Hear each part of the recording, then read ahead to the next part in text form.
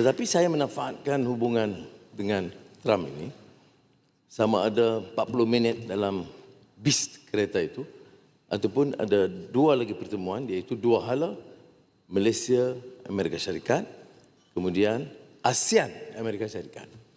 Dalam tiap perjumpaan itu, dan yang keempat iaitu masa rundingan di mana ada sidang media, kita tentunya nyatakan pengetahuan,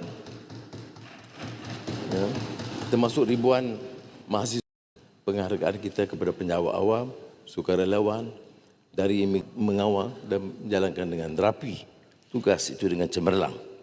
Baik. Tapi inilah kekuatan diplomasi. Hari Ahad boleh tanda tangan dengan Amerika. Hari Isnin boleh tanda tangan dengan China. Dan boleh undang Brazil dan Afrika Selatan yang tidak disenangi oleh mana-mana pihak. Itu.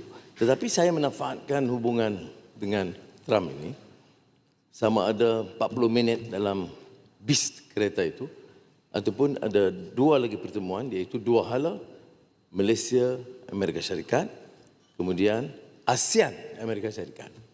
Dalam tiap perjumpaan itu, dan yang keempat iaitu masa rundingan di mana ada sidang media, kita tentunya nyatakan penghargaan dalam usaha mereka mencari perdamaian dan menghentikan serangan ke atas Gaza dan larangan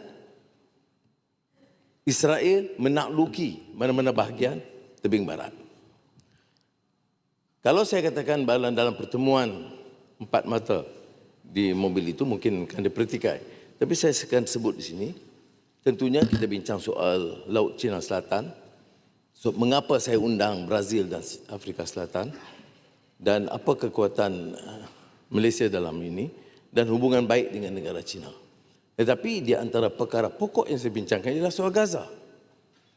Dan saya beritahu kepada Presiden, saya pernah bertemu dengan pemimpin-pemimpin Hamas. Tentunya dia agak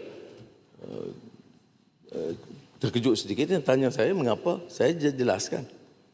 Dan saya kata, saya gunakan istilah tak pernah sebut 20 point ceasefire, comprehensive settlement.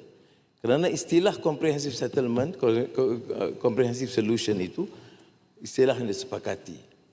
Tak selesai hanya dengan menghentikan serangan tanpa mengiktiraf hak mutlak kedaulatan rakyat Gaza dan Palestin.